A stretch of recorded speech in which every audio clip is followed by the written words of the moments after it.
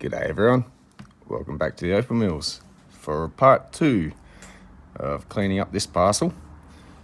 And this was the first piece in the last video. It's cleaned up and turned out fantastic. So that was the warm-up. And with this time going for this piece.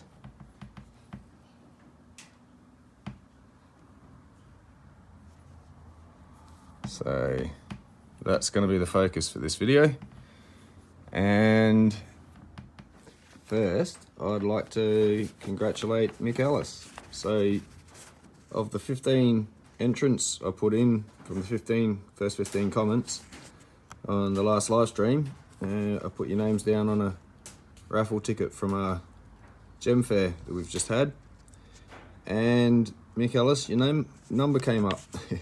4th prize. So this wooden vase, it's been handmade, inlaid and everything. And I think these are copper, wood and stone. So it's an ornament, clearly. There we are. I'll find some more details on about that and get that out to you. So well done, there we go. That was pretty awesome. And that was, yeah, again, handmade by a member of our club. And I'll find out exactly who and the inspiration behind it and all the bit of a story and include that when I send it. So yeah, well done. So yeah, I'm pretty happy about that. Also something I got there while I was looking around was this awesome piece of boulder opal. And I'll just get some water. I've got to show you this bit while we're here. So it's got some really nice colour. And that bar runs pretty much all the way around a core. If I shine the light through there, which I'll do in the video, I'll go to carve this one in. It's just a long way off yet. You can see the opal surrounding this ironstone core. So this is going to be a carving. A really nice one at that. Some gorgeous colour in there. It's blues. And I can access this material. I found a pretty good supplier of this therefore. And if anyone's interested in this kind of stuff, send me an email, and if I can round up enough worth getting a parcel of this stuff to break down for you all, I'll do that, because this is really nice material and I can get hold of this locally. So it's easy access, as in, and I can go and see it before I buy it. So yeah, I'll just leave that one at that for now. But yeah, no, it was a great weekend, that's for sure. So I might as well leave the water here. Get this one and we'll dip them in the water. Have a bit of a look at what we're dealing with. So the issue I have with this one though, as I've mentioned before, is this here. It looks like it wants to just pick off there as just a little cloudy skin where it should have been the break but wasn't. But that goes across to here and then travels through to here, but then comes right back out to here. So it's only a slither off the side, but it may have to go. For presentation, I think, even though it lines up to make, if this was to stay all carved, it'd need that to jigsaw it. So we'll see what we can do with that bit, or however it turns out. I have a feeling that that piece there is separate from that piece there. So as it may come off in 2 parts. But we'll get into that and see. But that's a natural break. That's nothing wrong that anyone's done. it's got clay all through the break that's through there. So that's a definite natural break. You see it better there. Runs all the way through here. Sorry, all the way through to here. There's a slither. So anyway, we'll get into that and have a good look. I'll get set up with the Dremel and we'll get straight into this one. So I'm gonna, here you go, Jeff. I'm gonna include a bit more of the polishing and how I got the result I got on the last one.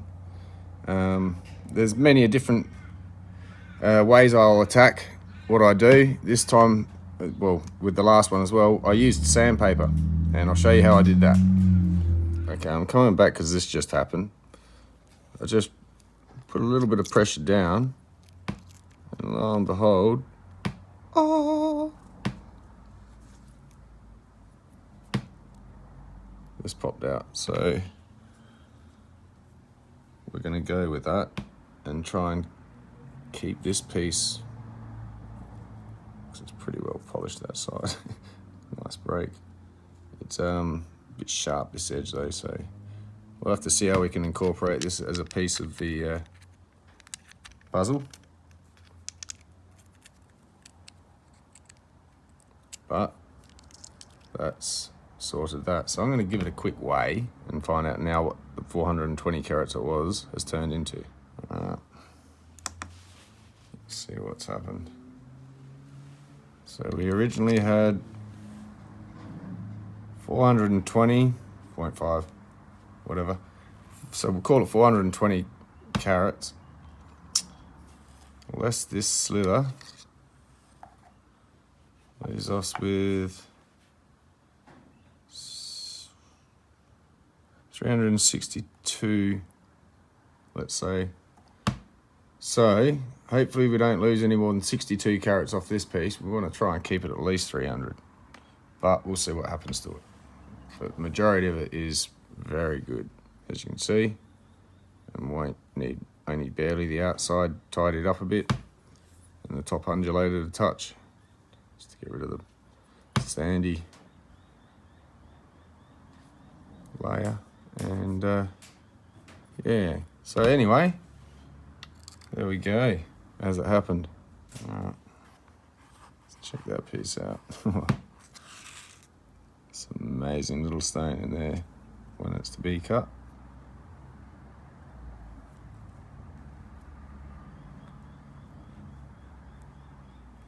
Gorgeous. Anyway, put that one aside. And this side as well. Wow. Oh, wow.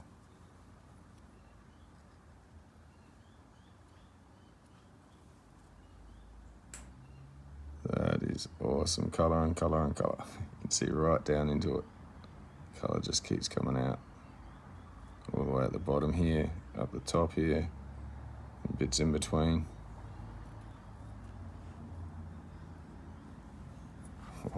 Alright, let's get set up. Alright, so we got the 150 grit. I'm going to get straight in and just, same as last time, going around it, but this bit will be more edited than the last one, and that way I can fit more of the polish stage on.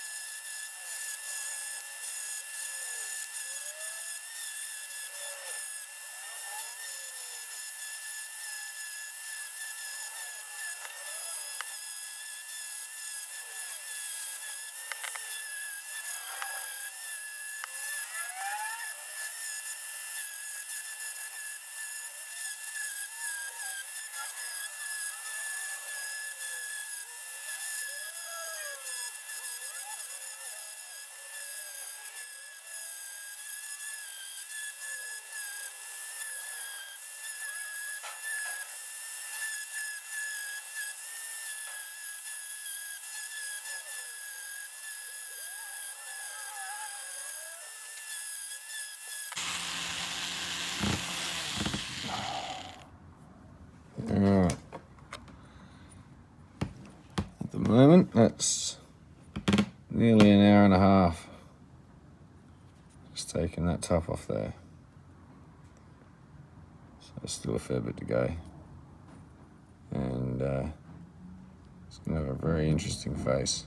So I'm going to change this water and get back on with it. Alright, got some clean water. And off we go again.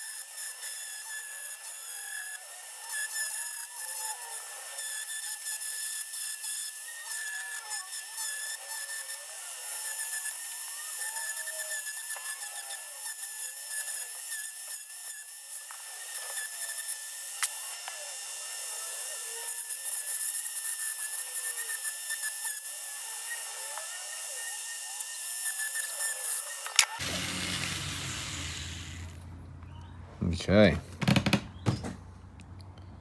Taking the top off, giving it the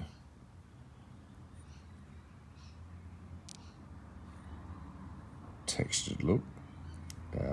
Just getting out the little spots of sand, leaving the rest. It should probably be faced properly, obviously, when it's going to be cut, if ever. But we're on the hour-and-a-half mark again, so that's 3 hours in. And this is why you can see it takes a heck of a long time just to do one piece, but well worth it. So I'll take a little break and come back and do the sides. Well, that side and that side a bit.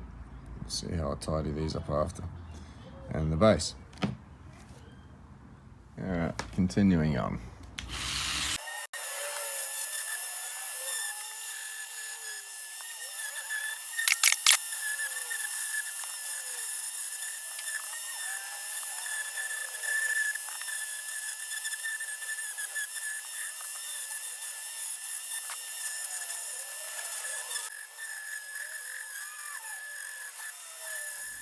Alright, so video cut out on me for a bit there.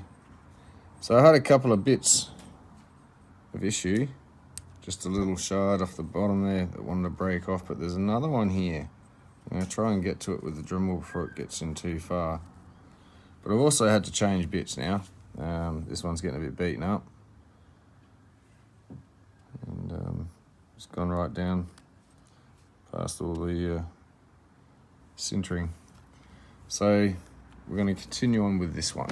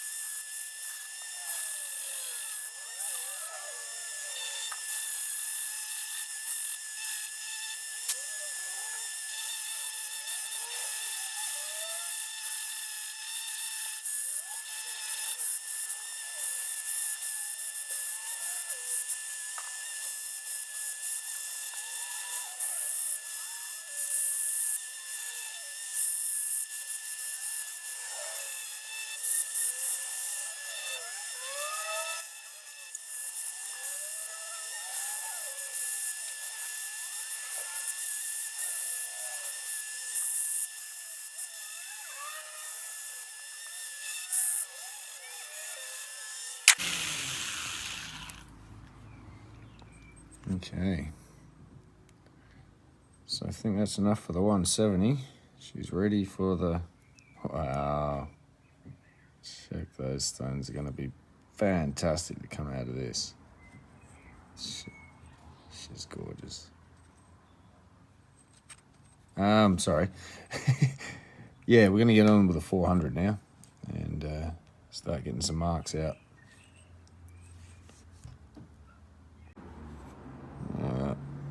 On with the 400.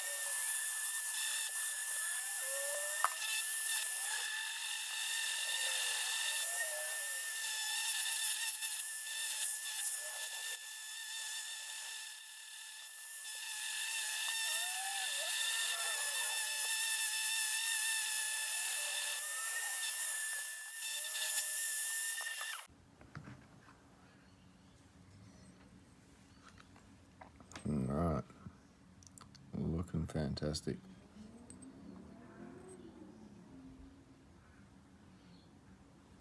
Just quickly dry it out.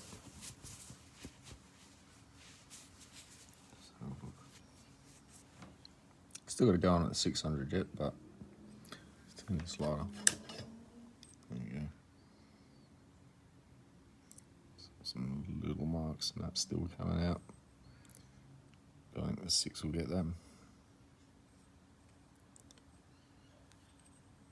So yeah, excuse me, I'll swap over to the 600 and come back. Alright, got the 600 on. It's looking a bit bold. See how we go. And then we'll switch to the paper.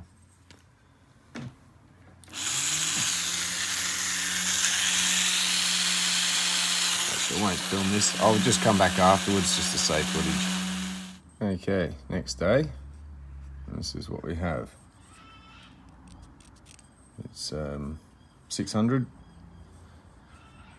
and going to jump back to the 400 grit and we're going to use the split mandrel. So this is where the sandpaper comes in, and that mandrel is just one of these burrs that once its lifetime had expired, as far as a bit, like this one's about done, I can still use a bit down there. Just grab your jeweler's saw, aim for the middle, just cut a slot. That's about as hard as it is to make one of those. Save you a few bucks on something you've already got. Just needs a bit of future shaping. So put that away. And we're going to grab out the 400 grit. And here's some I prepared earlier, maybe. Where are we? maybe not. We'll start with some more.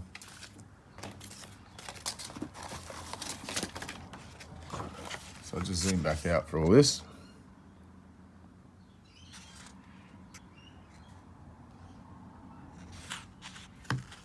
So all we're going to do, now I know the width I've got to cut it, roughly about that.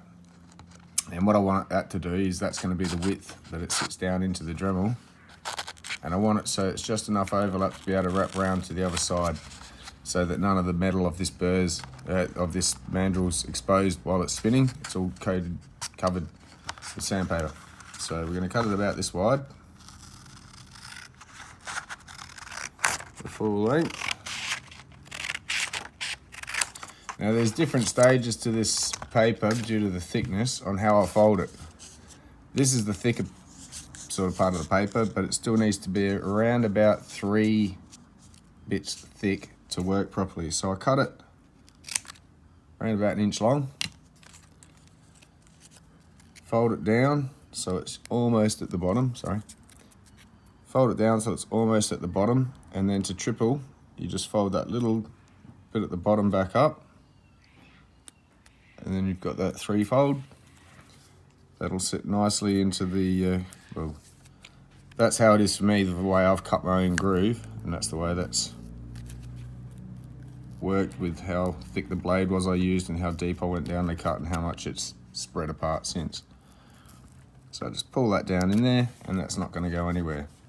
Now just to make sure it's sort of, if you want, and going to do its job, you just sort of pre-fold it around, and you can see as it goes around it leaves none of the mandrel exposed, which is ideal. So it's a long and arduous process here on of just this bit here. We'll probably do maybe a square centimetre, if that.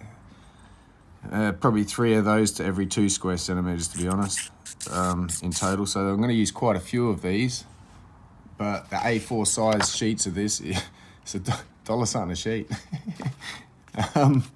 It's quite inexpensive. It's just a longer process than if you had all your, I suppose, Nova bits. Even they will take a bit of practice getting used to. Maybe they speed things up a bit, not sure, but then you've got to equate that into the price, and you may not always be carving top quality. So yeah, $1 a sheet. And I don't even use the whole sheet. I use a couple of those strips that I just cut off, which will equate to about 10 to 15 of these. Probably a few more to get this size done, but just for the last one. They last a little bit, but other thing is I'll be doing it dry. So we're going to be, dip that in the water, put that on my head. Great. I'm going to put that on now. There we go. Because this is going to do a bit of dust. I don't really need the water for this process. And we'll zoom back in. Going a bit further. There we go. So I might just turn this light on as well so I can see a bit better.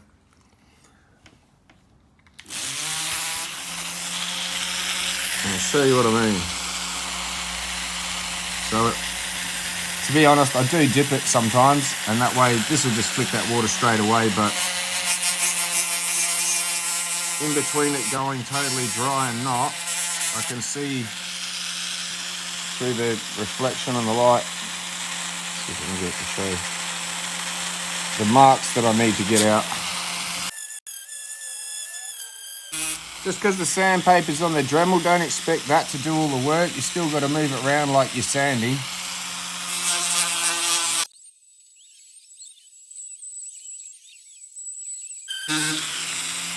And that's about the last turn of that one.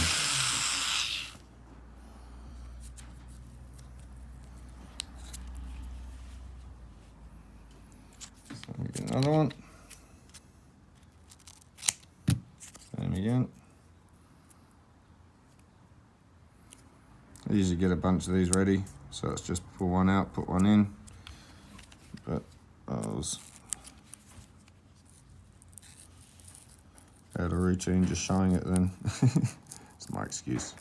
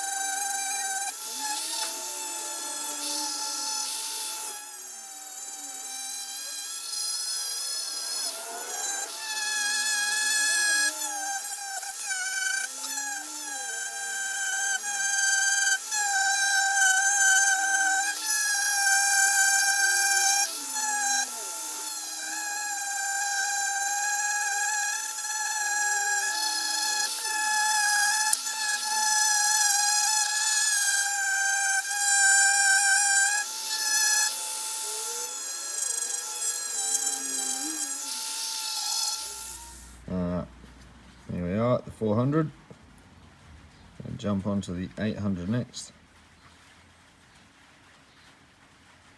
Love that view. This is such a distracting piece to work on, I tell you. Probably taking me a little bit longer than it should have. Into day 2, probably go into tomorrow as well. See how I go on tonight. So yep, start on the 8.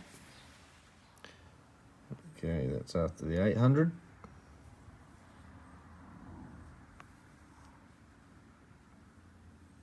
Gorgeous. I'm just going to keep doing this each grid of paper I go through from here on. So it will be the 1200 next, and then the 2000. Then we'll slow it down a bit and show you the cerium. I'll get this to polish right up. Okay, there we are after the 1200.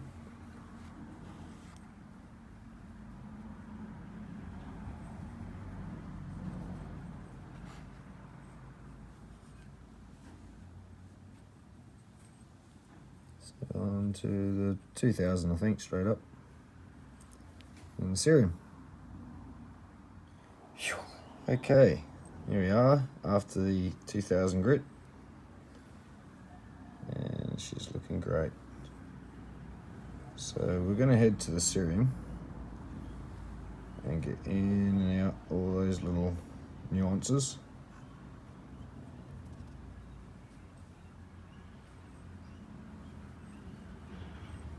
Sorry. And wow, get it polished up. So I'll get the polishing tip and I'll go through that with you. Okay, so here we are. This will be my main weapon of choice. It's just a bit of dowel on a screw tip piece that you usually put your felt tip polish pads on. I think that's what it's designed for. But I decided to put that on and just run it up against the sandpaper while I had it spinning and shaped it. Quite simple. So usually try and get it a bit wet. Soak up a bit of water before I get started. Don't want it totally dry because it will burn. Not literally on fire, but yeah, it doesn't like running dry. Though it will end up dry here and there.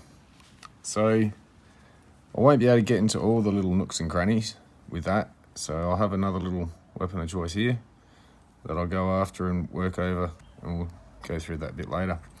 So we'll get the main part done, which is as simple as getting it wet, getting some of the cerium oxide, and just starting with a patch. There's no point coating a whole lot yet. Just get it off my finger there. And off we go. I like to keep my finger sort of arched like that with it running underneath. That way it all sprays up under my finger instead of everywhere else, if I can help it. Just so you can see what's happening. It's just going over the whole surface, just the same as every other grit that you did, or that I did in this one.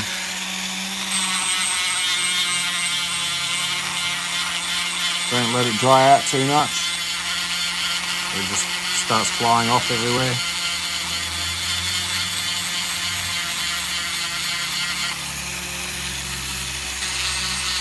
I just dip my finger like that and just get the tip wet again. That's enough moisture to keep the little patch I'm doing going.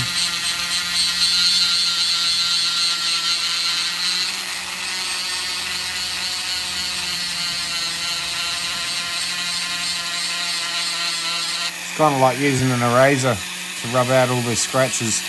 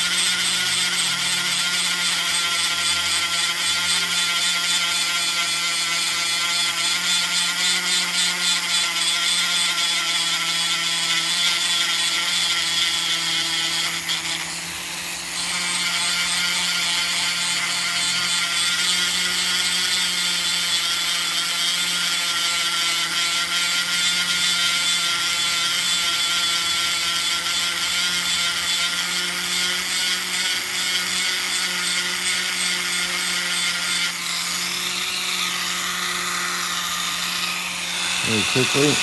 Comes up very nicely polished, as opposed to that. I still want to get a fantastic polish, so I'll probably go over this again and again. I'll just time lapse it from here, I think. But you get the kind of gist of what's happening. Just working all of the stone, every single nuance.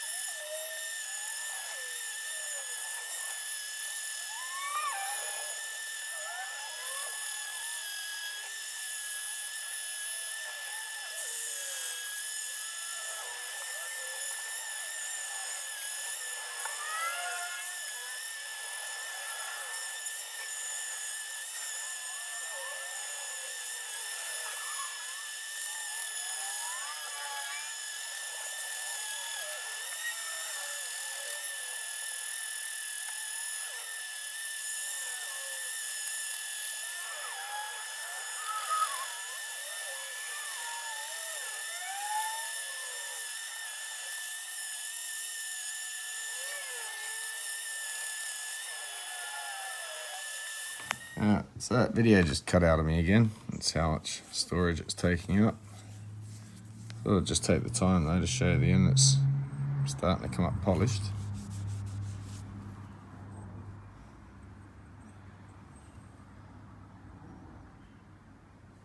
All around here, as opposed to that end. So it's going to look absolutely gorgeous when this is finished. Like it doesn't already. It just keeps getting better. Anyway, so I'll get on with this. Okay. Finally polished up. There's some fingerprints.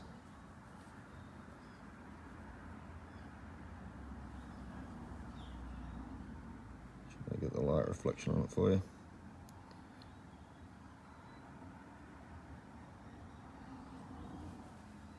So that's trimmed up without the stuff that came on the top and bottom, but without actually cutting a stone. It's just a tidy up, kind of like a specimen, and it can always be future cut, and any future cut shouldn't be losing anything that I've taken off. As in, nothing I've taken off would have stayed on the stone if there's stones to be cut. So there we go.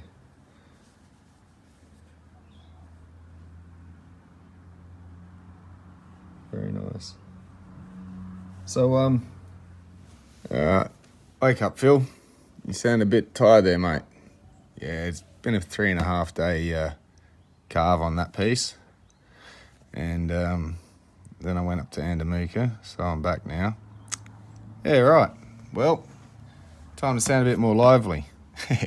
Now, I was a bit tired that night, so yeah, this is about a week or so later. And I had this video all sorted prior to this, but had something else to add to this. And I thought, I'll just wait, sorry, keep you in suspense, and get that organised. And so what we've done, I'll start off with this. So here's the whole parcel.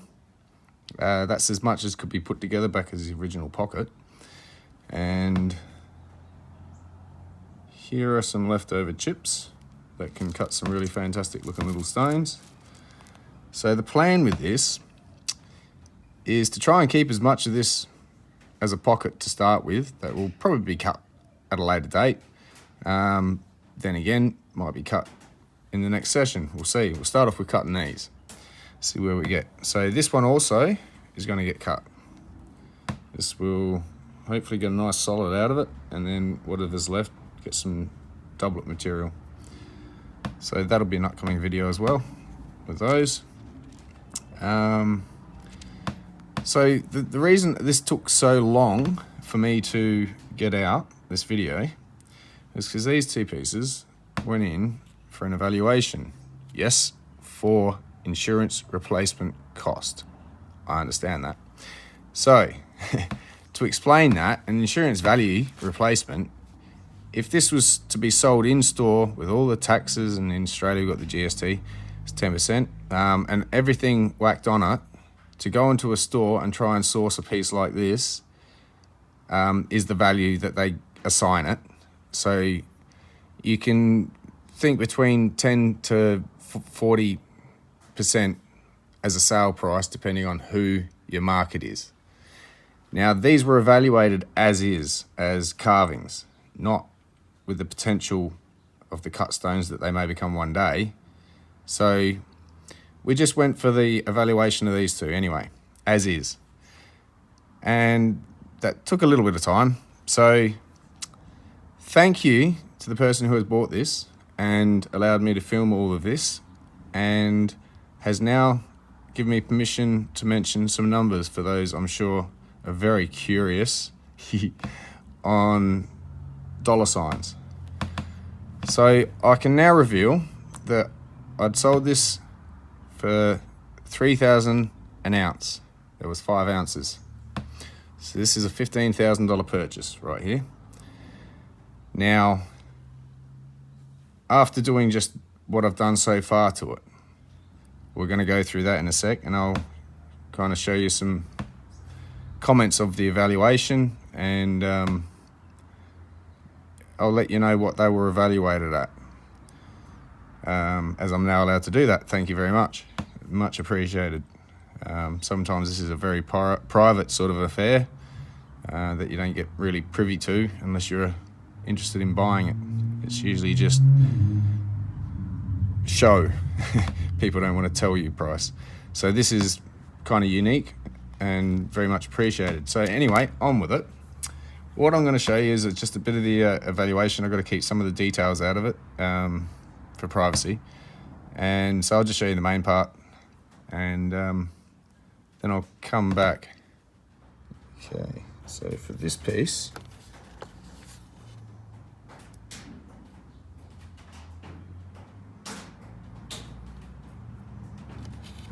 we have been given this description. I'll give you a bit of time to read through that, pause if you need. And here's the part you'll want to see. So that's that one. And for this one,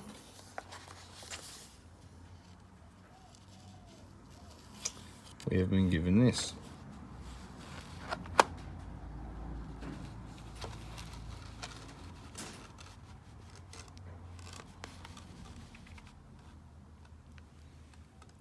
So there we go. Okay, so based upon that evaluation, it could be said that just these two pieces alone, on their worst day, could receive 9,000 for these two pieces, not the rest of the parcel. On a good day, it can go up to 36 for the two, as a sale price that's not really in a retail setting as such, if you know what I mean. As I'm not a retailer, if I was to sell this, I don't have to add on all those retail costs that others would. GST might become a factor, sales tax, but other than that, that's the price of those two. So to increase that, we're going to get some cut stones done and get more of an idea of the eventual worth. So these, you could rough it out and I'll explain the way it was explained to me. For this one, it has really good colour over here, but can't be said that that good a colour is to be placed the same value on this side, though it's got colour and it's good.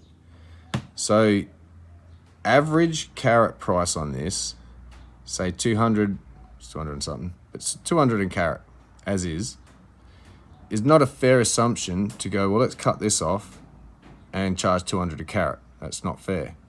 200 a carat is an average price. So as it was explained, if you look down here at the really nicer side, that could be assigned 300 a carat for that half. That half may get assigned 100 a carat, averaging at 200 a carat. So that's what that means. And again, as is, not even yet cut into the stones that they're going to become one day, maybe, and realize their full value.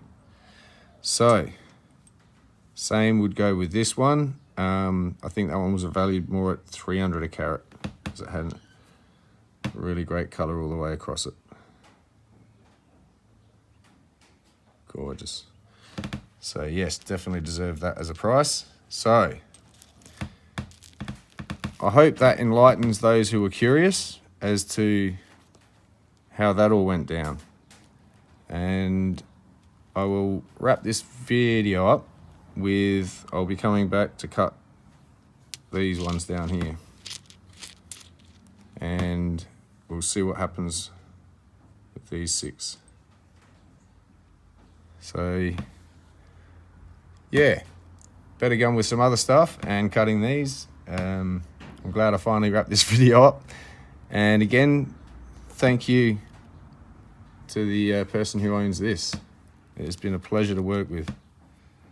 I'm not sure if you noticed the new valuation, but I'm pretty happy with that comment of good quality polish.